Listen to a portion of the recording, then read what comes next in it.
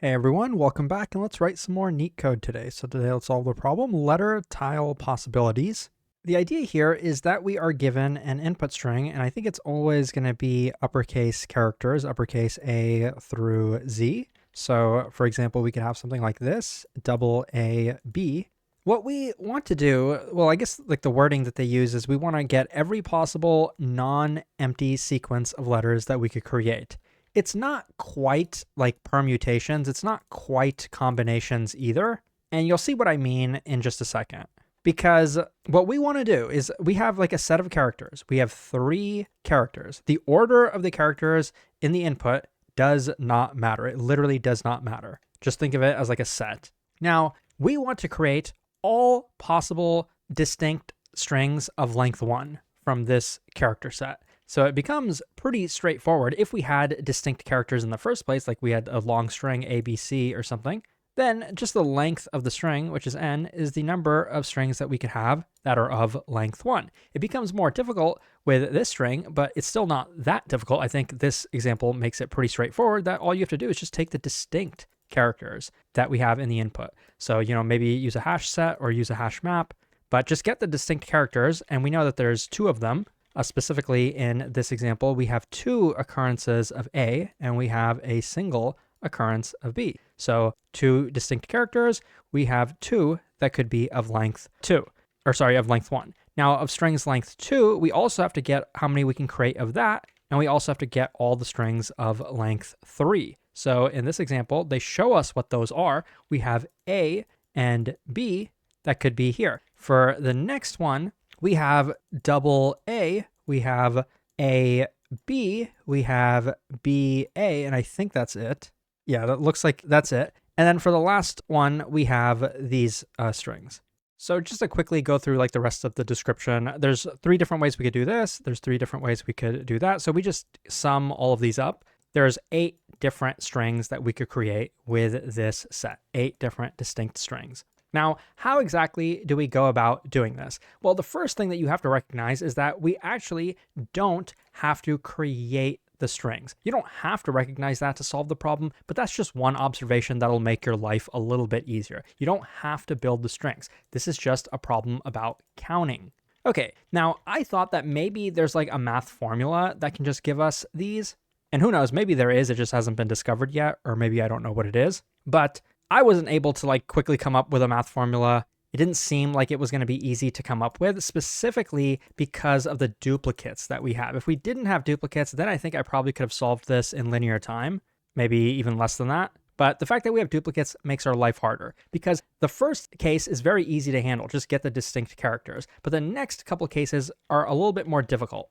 At least in terms of pure math, you can't just reason about it with a pure formula. Because think about this. For the first position, we have 2 choices. We could either put an A or a B. When we pick an A, it doesn't really matter whether we pick this one or we pick this one. We don't really differentiate between the 2. But we get an A. So there's 2 choices for that character. Now, depending on which choice we made, that affects how many choices we have here. Because think about this.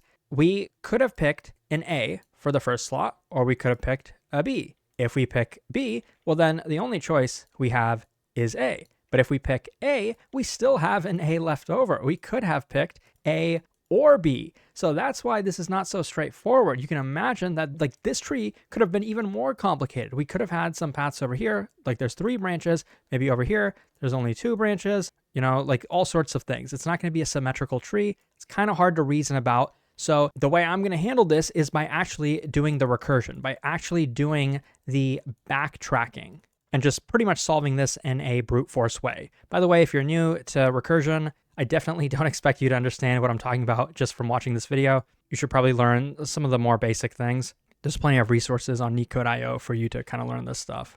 Okay, so how exactly do we do the backtracking in the first place? Well, it's going to mostly be like about making decisions. Well, the decisions are kind of made over here. For example, like the first choice we had here, we had 2 choices. Here, we also had 2 choices. We could either pick A or B. But when we go down that recursion path, whether we go here or here, we should also keep track of the count that is available to us. Initially, it looked something like this, and probably we can just use a hash map to do this. Very straightforward. You could probably even use an array if you wanted to. I'm probably going to stick with a hash map though.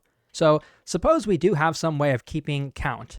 What would the dry run of this backtracking look like? It's going to be really easy to code up, but just to kind of visualize it for you, all we really keep track of is the count. Like I said, the order of the characters in the input does not matter. We really don't care about it. So unlike most backtracking problems where I have a pointer I that I use to like iterate through the input, I'm actually not going to do that because I don't need to. I guess I could, but it's definitely not necessary. So I'm not going to do that. You're probably wondering then, well, how are you going to handle the base case? And that's also going to be a little bit different from other problems. We actually don't need an explicit base case for this problem, but we'll get into that in just a bit.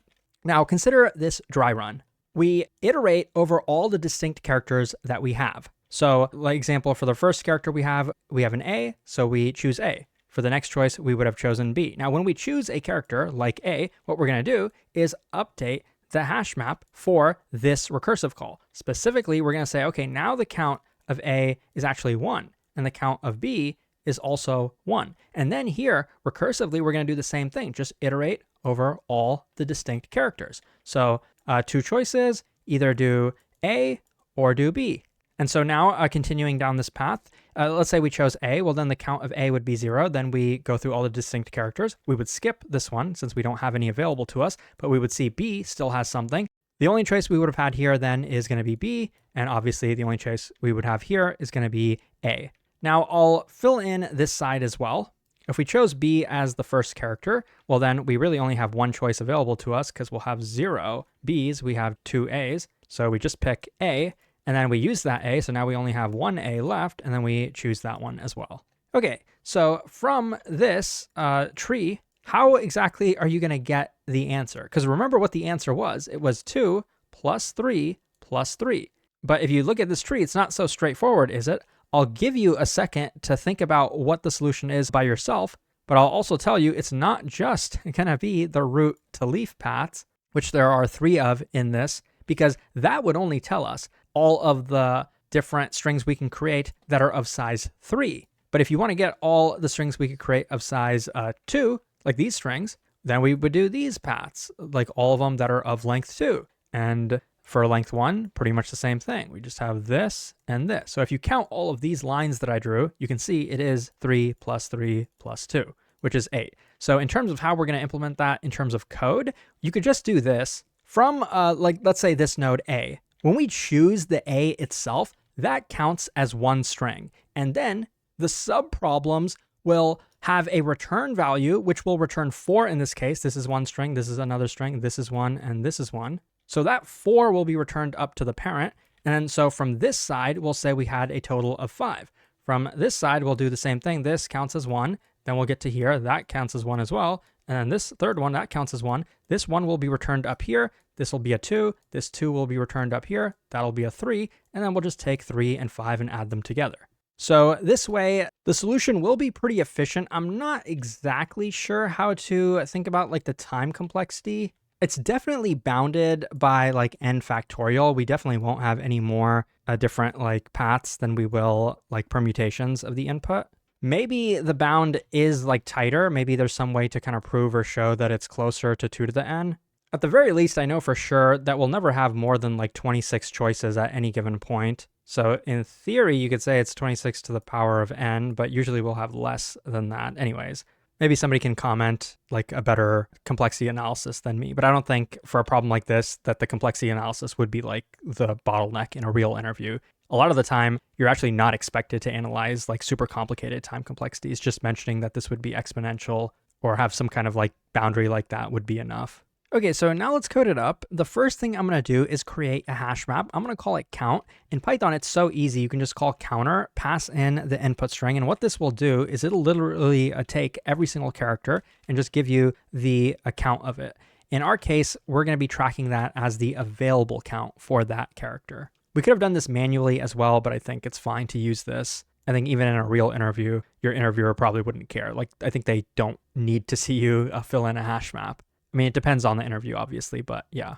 So for the actual problem itself, we are going to have a function. I'm going to call it backtrack. It's actually not going to take any parameters. This hash map will be available inside the function. I think that's like one of the hard things about this function. It's actually more simple than you would expect. We will just call it and then return the return value from it. So in terms of the base case, I'll probably mention that in a second. But for now, let's say we have our result, the total number of combinations we can create with however many characters we have available right now currently. So this is a subproblem, like that's how this function is composed. It's going to be recursive, but the fact that there aren't any parameters can be kind of misleading. So we are keeping track of the subproblems via this hash map. Just keep that in mind. So now we're going to go through every character in that hash map. And as long as the count is greater than 0, then we're going to do the recursive step. We are going to decrement the count of this character by 1, and we're going to do the recursive step, and then we're going to increment the count by 1. We're making some changes, and then we're undoing that work so that then we can backtrack once again. That's the whole point of backtracking. You make a choice, you reverse that choice, you backtrack, and then you try something else. So we're trying this character, then we're going to call the function backtrack, pretty easy because it doesn't have any parameters, and we're going to take whatever it returns and add that to the result. And then that result will be returned from this recursive function. There's only one thing that's missing here. Well, I guess a couple things because we still don't have the base case. But remember how we want to count, like the character that we just chose, that created a string, a unique string. So we want to account for that as well. So to the result, we want to add 1, and then we want to add the return value from here as well. So we actually do not need a base case here. This code is working. I'll run it to prove it to you. You can see here it works, it's pretty efficient, but let's take a second to analyze it. What exactly is going on here? Like, let's even consider a very trivial example. Let's just say I have 2 characters, A and B. What is this function going to do? It's going to start at 0. I'm going to go through my characters. Okay, one choice is going to be A. I have the count. I'm going to decrement the count of it. I'm going to add 1 to the result. I created the string A. And then I'm going to do the recursive step, and now I won't have any characters available to me. I'll only have B available, so I have to pick that. If I see the A, the count is going to be 0. So then the other string I can create is going to be A, B. I'm going to add a +1 for that as well, and then I'm going to do the recursive step. And now the recursive step is going to do nothing because my hash map is empty. I mean, it's not technically empty, but every character has an available count of 0. So that is the base case where we don't have any characters available to us. It's pretty simple, but you actually don't need to explicitly handle that because this function will do it automatically. It will go through every character. And if all of the counts are 0, we're going to end up returning 0 anyway. So just to finish this off, those will be the first couple of combinations that we create. And then the next one will be starting at B, we'll have just B, and then we'll have BA. So this code should work. And by the way, what we just did right now, like dry running through this, that's actually a very important part of the interview. If you guys are not able to look at a piece of code, especially code that you have written, and you're not able to dry run through it, you're not able to go through like an example like this one relatively quickly, I think that's something you definitely should consider working on.